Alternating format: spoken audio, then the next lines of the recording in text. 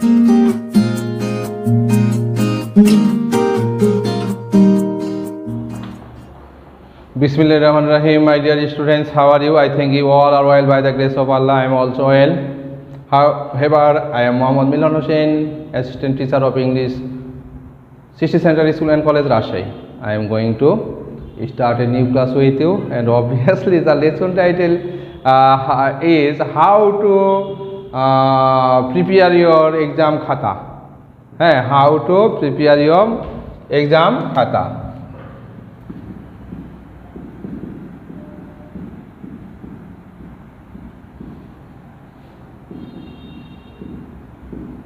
Okay dear students, আমরা exam খাতাটা কিভাবে প্রিপেয়ার প্রস্তুত করব সেটা নিয়ে একটু আলোচনা করি। যেহেতু তোমরা সামনে একটি পরীক্ষা ফেস করবা, সেক্ষেত্রে অবশ্যই আমাদের ইংলিশের উত্তরগুলো কিভাবে দেওয়া উচিত, সেক্ষেত্রে আমাদের কিন্তু অবশ্যই একটু প্রয়োজনীয় কিছু টিপস আমাদের দেওয়া প্রয়োজন। এখানে তোমরা সিন প্যাসেজ একটি পাবে, যে সিন প্যাসেজটি তোমাদের ইউনিট 1, 2 এবং 5 থেকে হবে। তো এখান থেকে আমরা যে জিনিসটি করব সেটা হলো প্রথমেই খাতা পাওয়ার পরে নাম রোল লিখব। নাম রোল লেখার পরেই সেখানে কি করব, নাম রোল লেখার পরে সেই জায়গায় পৃষ্ঠাটা উল্টাবো। পৃষ্ঠা উল্টানোর পরে মার্জিন দেব, এক স্কেল বরাবর আমরা মনে করো যে মার্জিন দেব, এক স্কেল বরাবর দেওয়ার পরে এখন মনে করো এই যে মার্জিনটা আমি দিলাম, প্রত্যেকটা পেজে এরকম মার্জিন তো তোমাদের দিতে হবে, সেটা তোমরা বেশ ভালো করে জানো।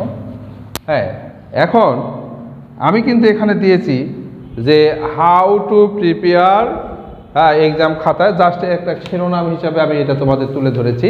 তো এখানে তোমরা প্রথমেই কিন্তু প্রশ্নের শুরুতেই একটি প্যাসেজ পাবে প্রশ্নতে। তো সেই প্রশ্ন কি করতে হবে, তোমাদের সেই প্রশ্নটি প্যাসেজটি পড়তে হবে। পড়ার পরে যেটি হবে choose the best answer from the alternatives. Choose the best answer from the alternatives, এই ধরনের একটা কোশ্চিন তোমরা পাবা। যেই কোশ্চিনে তোমাদের লেখা থাকবে choose the best answer from the alternative. তার মানে এখানে মাল্টিপল চয়েস থাকবে। এই মাল্টিপল চয়েস তোমাকে অবশ্যই যে কোনো একটি চারটির মধ্যে একটি চুজ করতে হবে।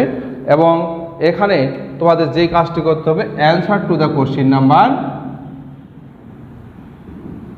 Answer to the question number 1, answer to the question number 1। তাহলে 1 এর এখানে কি পাবে, এ দিয়ে সাপোজ 4 নাম্বার অ্যান্সারটি হবে পুয়ার, সাপোজ। বি নাম্বার এখানে 1 নাম্বারে হবে রিচ। সি নাম্বার এখানে দেখা যাচ্ছে যে 3 নাম্বার অ্যান্সারটি হবে পভার্টি। এইভাবে প্রত্যেকটি ABCD এভাবে জি পর্যন্ত তোমরা পাবে 60টি মাল্টিপল চয়েস। অবশ্যই তোমরা কিন্তু খাতার কভার পেজে কিন্তু বৃত্ত ভরাট করবে না। এইটা খাতার যে প্রথম পেজ লিখতে হবে, যেখান থেকে সাদা পৃষ্ঠা যেটি রয়েছে ওখানেই কিন্তু তোমাদের এইটির উত্তর করতে হবে। এভাবে ABCD করে জি পর্যন্ত চলে যেতে হবে। কিন্তু অনেকের মধ্যে DEFG উত্তর করবা, এভাবে কখনো উত্তর করার দরকার নেই। এখানে A নাম্বার অ্যান্সার, এখানে B নাম্বার অ্যান্সার, এখানে C নাম্বার অ্যান্সার, এখানে D নাম্বার, এখানে E, এখানে F, এভাবে না। তোমরা উত্তর করবা একদম নিচে। ঠিক আছে শিক্ষার্থী বন্ধুরা?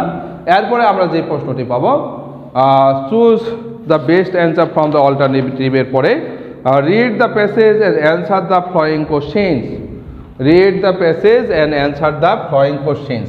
তাহলে এই অবস্থায় তোমাকে কি করতে হবে, তোমাকে যে অবস্থানটি ধারণ করতে হবে সেটি হচ্ছে answer to the question number 2। 1 এর জায়গায় তখন হবে 2।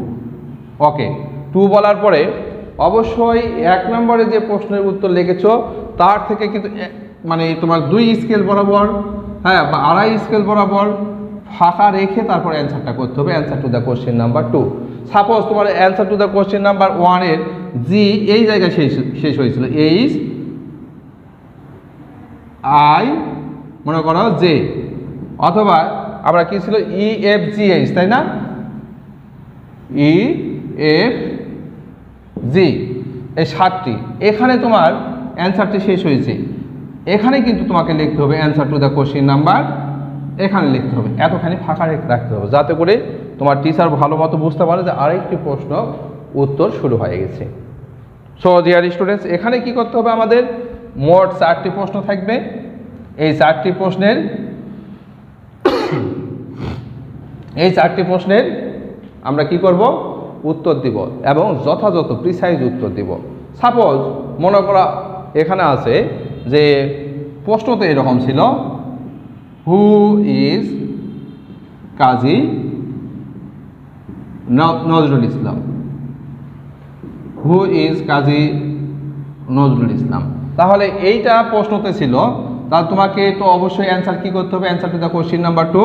এবারে অ্যান্সার তুমি লিখছো যে এ নাম্বার অ্যান্সার, হ্যাঁ এ নম্বর অ্যান্সার, অথবা তুমি এ দেওয়ার পরে অ্যান্সারটা শুরু করতে পারো।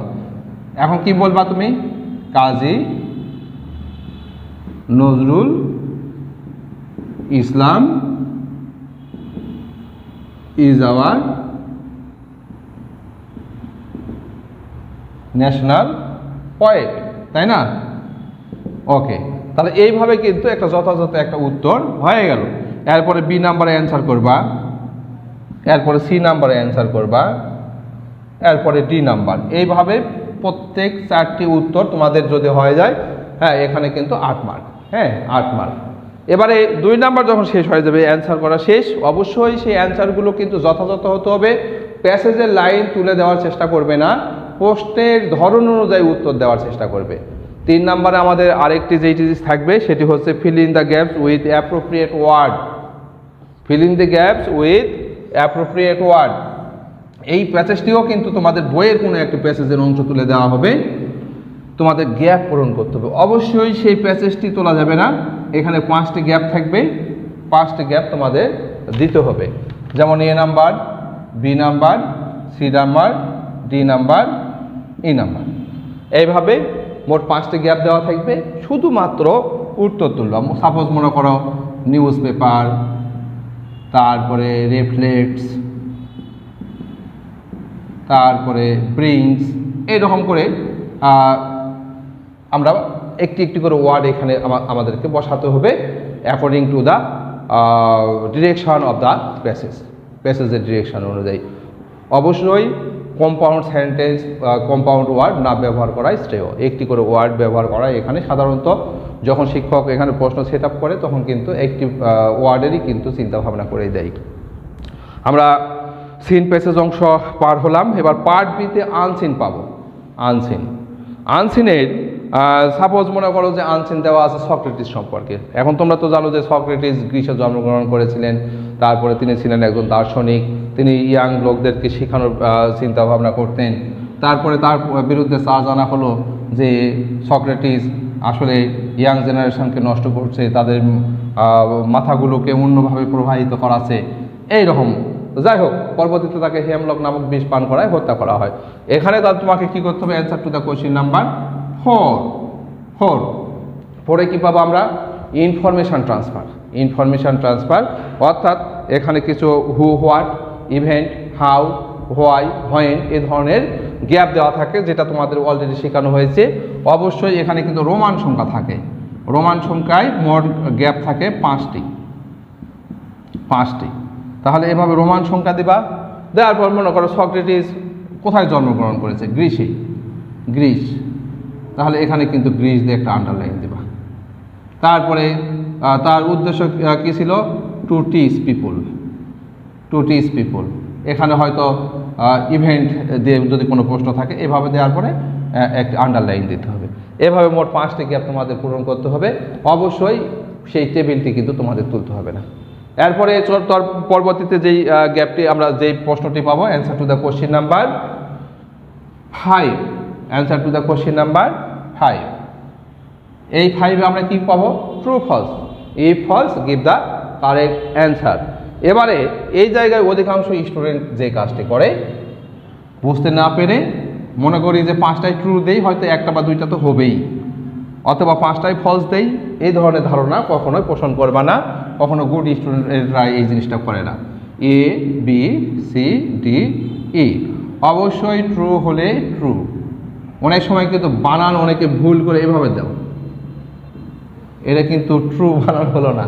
হ্যাঁ, এবং তুমি যদি এটা লেখো তুমি কিন্তু এখানে কিন্তু অবশ্যই একটা ক্রস মার্ক পাবে। ট্রু বানান কিন্তু এইটা ট্রু। আর যদি ফলস হয়, ফলস দেওয়ার পরে কারেক্ট অ্যান্সার দেওয়ার পরে কারেক্ট অ্যান্সারটা দিয়ে দিবা।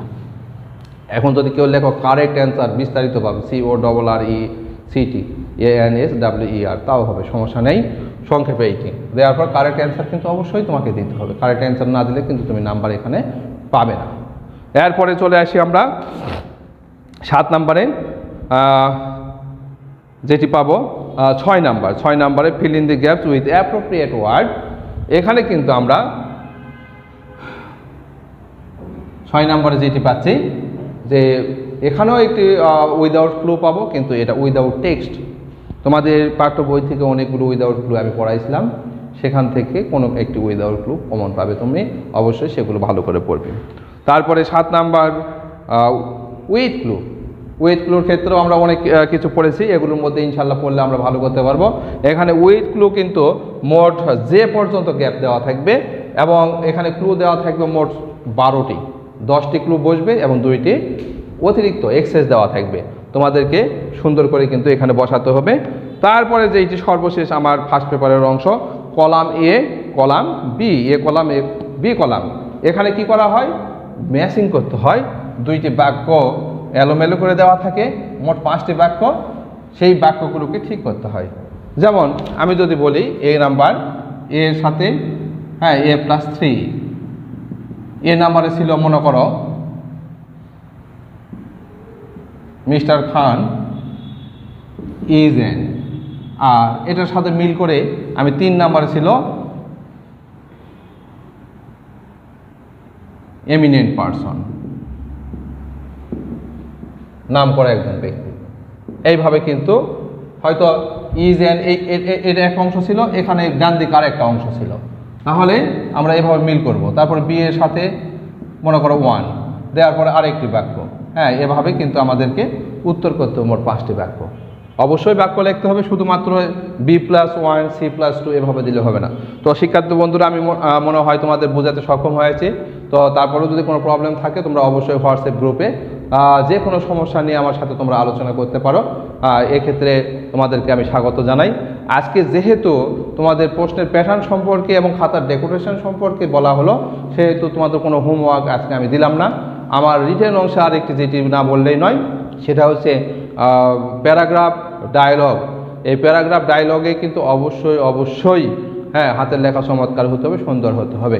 এবং ডায়লগ সাধারণত 16 থেকে 18টি বক্তব্য থাকা শ্রেয়।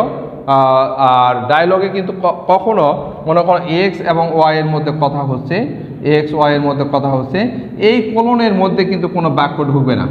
মনে করো বাক্যটা এখানে শেষ হয়েছে, তোমার বক্তব্য এখানে শেষ, আরও বক্তব্য দেওয়ার দরকার, এখান থেকে যাবে বক্তব্য, কিন্তু এর মধ্যে কিন্তু কোনো সেন্টেন্স ঢুকবে না। এই কোলনের বাম দিকে কোনো ধরনের সেন্টেন্স প্রবেশ করানো যাবে না। তারপরে ওয়াই যখন বলবে তখন ওয়াই আবার বলবে, ওয়াই মনে করো 3 লাইন বলবে, এরকম আরও 3 লাইন বা 4 লাইন সে বলুক, যত বলতে চাই বলবে, কিন্তু কোলনের মধ্যে ঢুকবে না। অবশ্যই তোমাদেরকে নোটশিট দেওয়া আছে, যেই প্যাটার্নে যেভাবে দিয়েছি সেভাবে লেখার চেষ্টা করবে। সো ডিয়ার স্টুডেন্টস, শিক্ষার্থী বন্ধুরা, সবাই ভালো থেকো, সুস্থ থেকো। তোমাদের সুস্থতা কামনা করে আজকে ক্লাস এখানেই সমাপ্ত টানছি। আল্লাহ হাফেজ।